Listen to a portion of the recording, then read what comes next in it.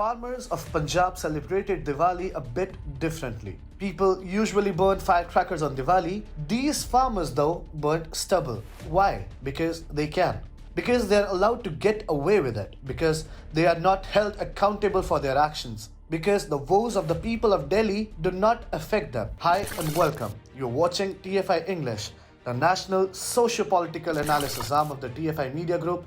I'm your host Tribhuvan, and in this video, I will tell you how firecrackers were blamed for the pollution in the NCR despite the uncontrollable stubble burning in Punjab and Haryana. Let's begin. The people of Delhi woke up on Friday last week, a day after Diwali, to the smoggiest morning of the year. The air was irritating, and one could feel the pain of being a Delhiite. Mainstream media jumped on the opportunity and blamed the Diwali festivities for the spike in pollution levels and the national capital's air quality index. NDTV, for example, said the Delhi air quality index reading plummeted to severe category this morning, following the festivals of Diwali as people violated the ban on firecrackers and the national capital woke up under a blanket of toxic smog. The concentration of particulate matter, also called as PM, 2.5 stood at 999 per cubic meter at Jawaharlal Nehru Stadium in the city on Friday morning. What the media did not tell its audience, though, is the fact that the farmers from the neighboring states like Punjab and Haryana burnt stubble on Diwali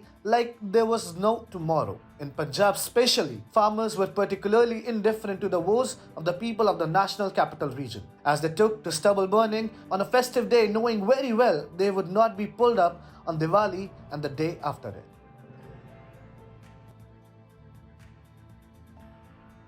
According to the Times of India, stubble burning cases broke all records in the ongoing paddy harvesting season as Punjab reported 5,327 incidents in a day on Friday, taking the count to 28,792. Punjab had detected 3,032 cases on Diwali. It was the third time that over 3,000 stubble burning events have been recorded in a day, with the earlier one being on November 2 at 3001. According to the Hindustan Times, the number of farm fires thus far this year at 23,465 is still almost half of 44,086 cases reported for the corresponding period till November 4 last year.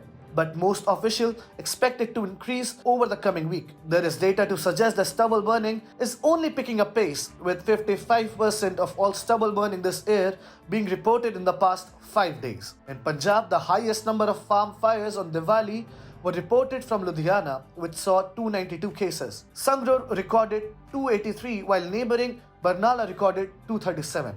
Meanwhile, Firozpur recorded 278 cases. 2 days after Diwali, the festive season for Punjab's farmers was just getting started, as 3,942 stubble burning cases were recorded on Saturday.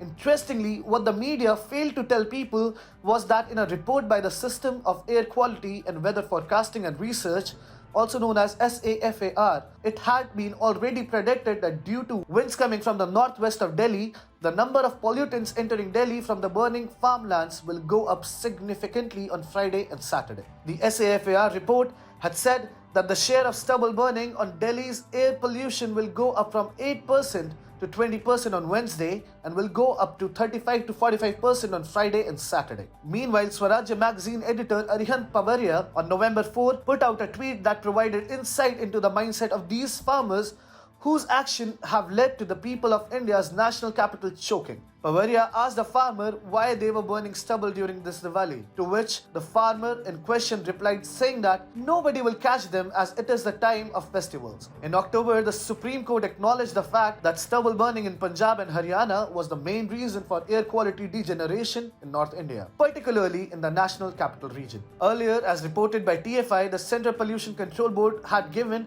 a clean chit to the firecrackers that are an essential part of the festivals of Diwali and Dussehra, refusing to hold them responsible for the deterioration of the air quality that has now become the norm of the national capital, New Delhi. With the facts and data now available proving the culpability of farmers in polluting Delhi, one can only hope some sense is knocked into liberals and their media organizations and that they leave their unconfirmed fascination with the stereotype of firecrackers being the sole reason for India's national capital getting polluted. This is, of course, rich thinking on our part, but if liberals do decide to take this advice seriously, they will cease making the grand clowns of themselves.